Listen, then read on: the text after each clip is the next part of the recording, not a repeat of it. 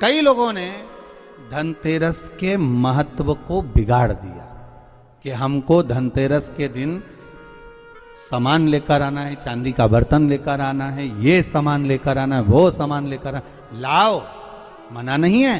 धनतेरस का दिन ही है, धनवंतरी का दिवस ही है। हिंदू धर्म में ये रीति रही है कि धनतेरस के दिन कोई सामग्री खरीदी जाती है, पीतल की, तांबे की, कोई वस्तु हम खरीदते हैं। पर आज का समय का जो फैशन बढ़ता गया तो कहा साहब चांदी के बर्तन खरीदना जरूरी है, चांदी का सामान खरीदना जरूरी है, सोने का पात्र, सोने की वस्तु खरीदना जरूरी है, ये सामग्री खरीदना। तो यहाँ शास्त्र नहीं कह रहा कि महाराज इतने महंगे महंगे पदार्थ खरीदो और घर में कर्जा कर लो। शास्त्र तो यह कहता है कि धनवंतरी की पूजन करना है आपको। अगर आप एक सामग्री भी लेकर आ रहे हैं तो उसमें आपका भाव जुड़ा होना चाहिए, कर्जा नहीं जुड़ा होना चाहिए। भगवान कहते हैं सुनो किसान, ये लक्ष्मी अगर आप धनवंतरी का पूजन करते हो, धनतेरस का पूजन सुंदर कार्तिक के महीने की कृष्ण पक्ष की त्रयोदशी को अगर आप कर रहे हो तो ये लक्ष्मी भले मेरे साथ वैकुंठ में जाकर रहे पर लक्ष्मी का एक अंश तुम्हारे घर से कभी नहीं जाएगा, वो सदा विराजमान रहेगा। ऐसी है मां धनवंतरी की। भगवान विष्णु कहते हैं सुनो किसान, मैं आपको धनवंतरी पूजन का विधान बताता हूं। भगवान कहते हैं किसान, सुंदर कृष्ण पक्ष की त्रयोदशी को कार्तिक के महीने में धनवंतरी देव का पूजन, धनतेरस का पूजन माना जाता है।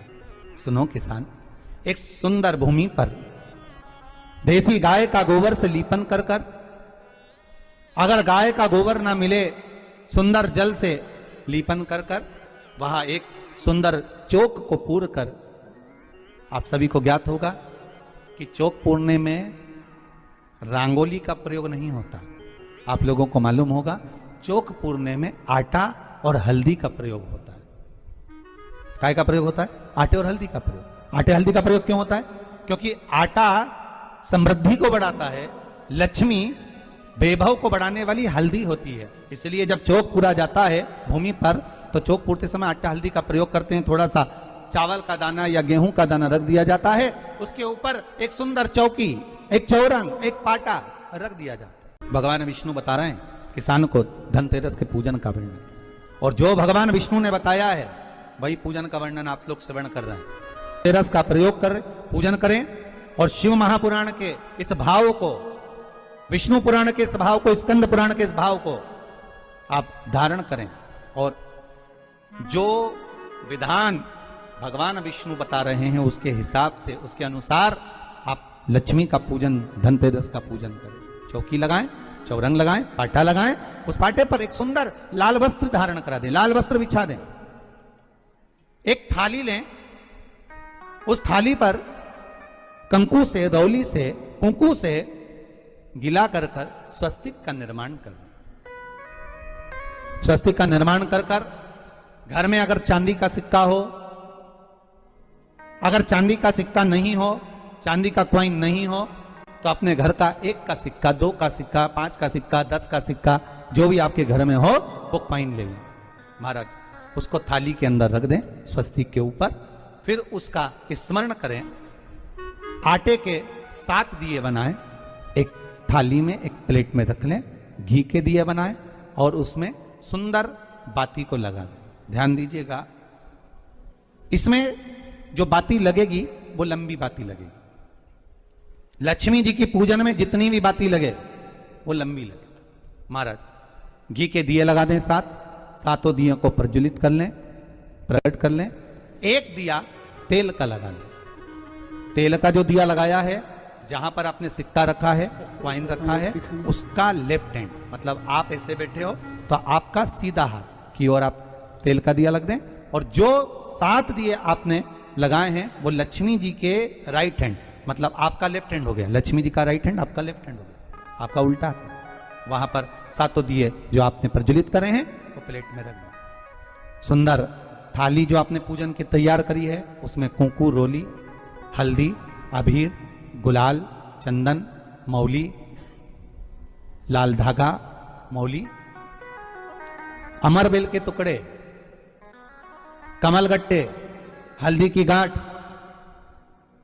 सुंदर भाव में उसको रखना। जल का पात्र सुंदर आनंद से, जो क्वाइन चांदी का और देसी क्वाइन आपने जो रखा है उसका जल से पूजन करें।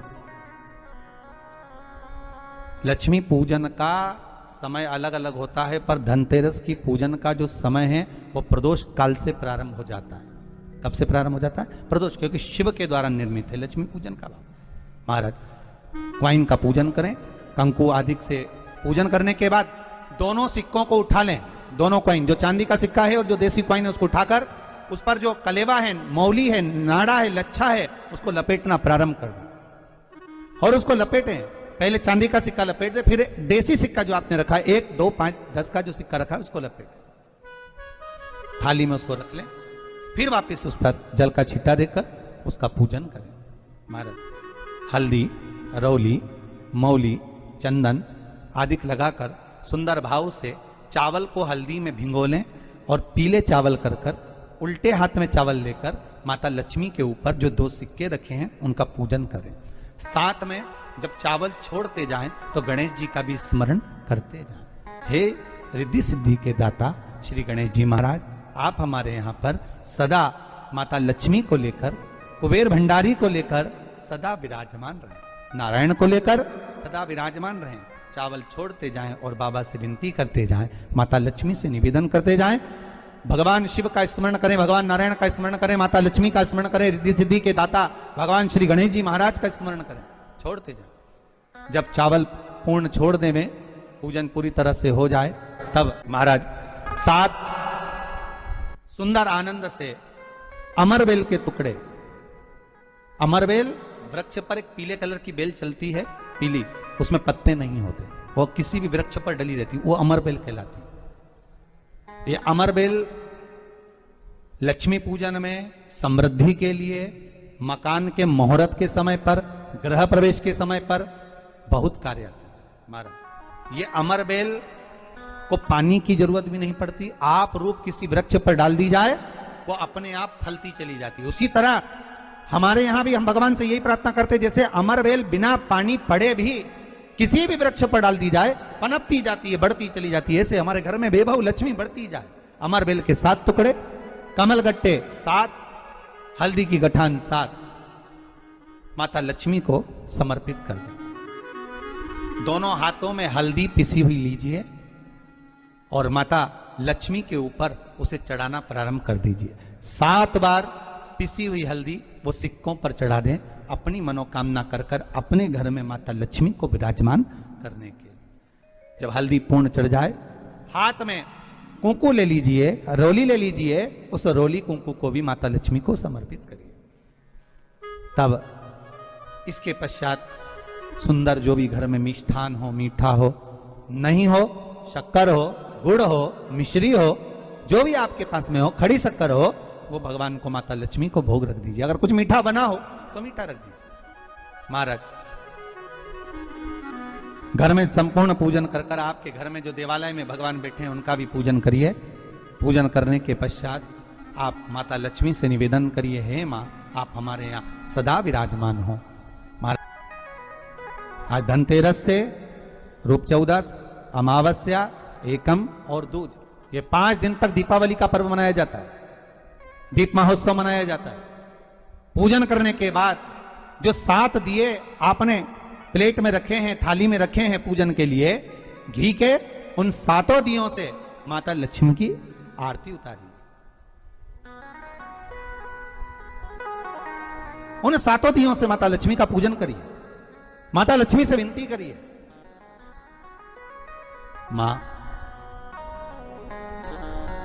हम आपके पुत्र हैं, मां आप हमारे घर का रास्ता भूल गई हो, मां बहुत कष्ट है, बहुत दुखी है मां, पर भगवान शिव पर विश्वास कर कर, कुबेर भंडारी पर, कुबेरेश्वर महादेव पर विश्वास कर कर, भगवान नारायण के सुंदर प्रसंगों पर विश्वास कर कर, मां भगवान शंकर का अनुमोदन कर कर, हे मां आप हमारे घर में विराजमान हो, मां आप हमारे मार्ग को, हमारे घर को, हमारे घर के रास्ते को, हमारे घर के द्वार को आप भूल गई हो मां। हे बेबहू लक्ष्मी, हे धन लक्ष्मी, हे संतान लक्ष्मी, हे मां लक्ष्मी, हे धान्य लक्ष्मी आप हमारे घर में विराजमान। 7 दीप जो प्रज्वलित करे हैं उससे माता की आरती उतारिए। फिर माता को झोली पसार कर प्रणाम कर कर भूमि पर नमन करो।